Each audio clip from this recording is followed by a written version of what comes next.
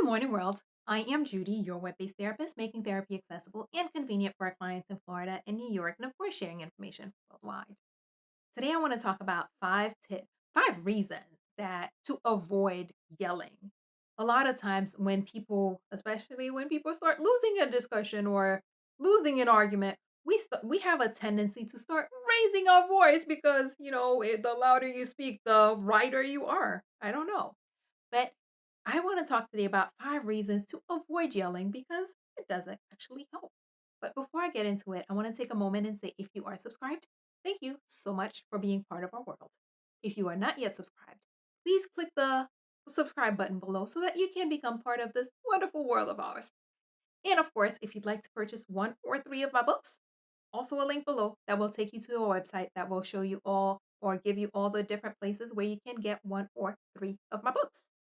Okay, let's get back. First, when you start yelling, you start to lose your sense of control because yelling is that emotion that takes over. Yeah, when you start yelling, you're no longer in control of what is happening. Your emotions are leading the discussion. Your emotions are leading the situation. You start losing control. You're less in control of what you say or how you say it, and yeah, you're out of control. You're not engaged. You're not the adult. You're not the person making the decision anymore. The decision is being made for you. And you're not necessarily having input into this decision because you're too busy yelling and trying to figure out what to say next and all these things. You're going through all these emotions and trying to figure out what's the next way I can hurt this person. What's the next way I can make myself feel powerful or make this person assert my dominance. And you're while you're trying to assert your dominance over whomever it is, it's not your point is not being made.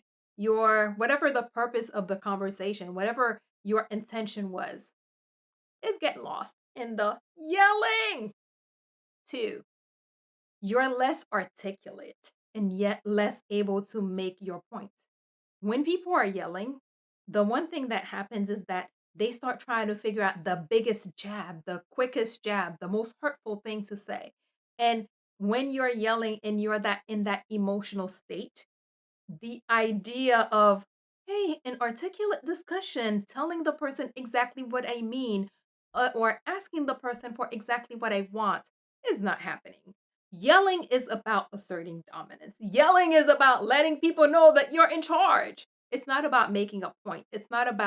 Getting to a it's not about getting to a resolution. It's about letting you know that I am right or whatever it is that the person is trying to achieve. The point of yelling, it does not usually match the intention that started the discussion. For example, you're having a conversation with your spouse and you're not liking what they have to say. You're not liking their response, or your spouse did something and that hurt you, or maybe your child did something are that you're upset by.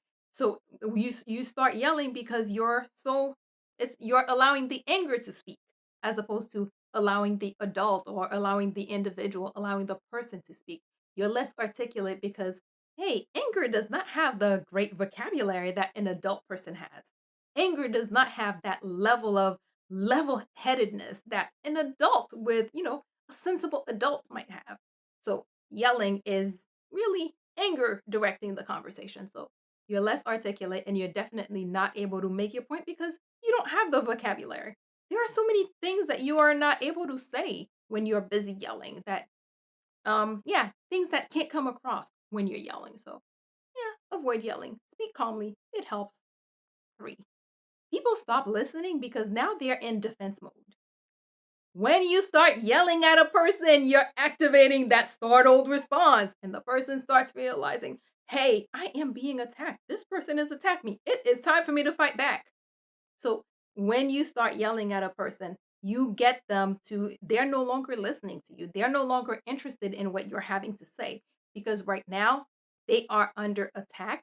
And when we are under attack, our goal, our primary purpose, the main thing we do is figure out, okay, how do I defend myself? You're sitting there, something flies by your head. Your thought is not, Oh, something flew by my head. Let me listen. Let me look. No, your thing is, hey, something flew by my head. I'm at risk. I'm in danger. How do I secure? How do I protect? How do I defend myself? That's what people do when you start yelling. They start figuring out, okay, how do I defend myself against this attack? Because yelling is an attack. So instead of listening to you, and again, another reason that your point is not being made because the person's not listening to you. If the person's not listening to you, they're definitely not gonna get your point. Let's see. 4. The other party starts reflecting your anger and you guys escalate each other. When people start yelling, the other person starts yelling too because I am going to defend myself. I'm not just gonna sit here and let you yell at me. If you're yelling, you're activating the same response in me. And I start yelling, and now I start yelling, so you start yelling, and I yell louder and you yell louder. And at the end of the day, maybe both people have a sore throat, but nothing got said, nothing got heard. You guys start reflecting each other's anger, and maybe you guys start fighting for who's going to win this argument because that's what yelling gets to. It's who's going to be the winner of this argument, not how do we fix the problem. Who wins? And you yell louder, they yell louder, they yell louder, you yell louder, and then it just scales until, nothing happens. Finally, the tension, the bad mood, and the damage to the relationship. When we start getting into these yelling situations and shouting at each other, we say a lot more hurtful things when we're yelling. And we that has the greater potential to harm or cause damage to the relationship. And even if it's not some major damage, there's still that lingering tension that's left in the relationship. Somebody has to apologize or both parties have to apologize. People have to make up, and oh, it's one way I describe it, it's like when you see a rock or a big stone that's in the middle of the ocean or at the edge of the ocean. Every day that the water's beating on it, you don't necessarily see the erosion happening, but over time, after a few years, you realize that, hey, this rock has receded quite a bit, but every day you know that the water was, smashing against it and just kind of smash chipping at it slightly. Nobody noticed, but over time you realize, hey, the rock is now half the size. That's the same way that um engaging in these negative conversations can impact your relationship. You may not notice an immediate change right then and there because you guys yelled at each other, you figured it out, and then afterwards people apologized, and then you guys moved on to the next day. But those little things, those little situations are impacting your relationship and are causing damage that over the long run, if it happens long and frequently enough, could cause serious damage to the relationship. Okay, so let's do a quick recap. 1, you lose your sense of control. When you're yelling, when you're screaming, you're not able to really say what you need to say. You're not really in charge of the conversation. You're not in charge of what is being said. It's your anger that is controlling or that is in charge of what's happening.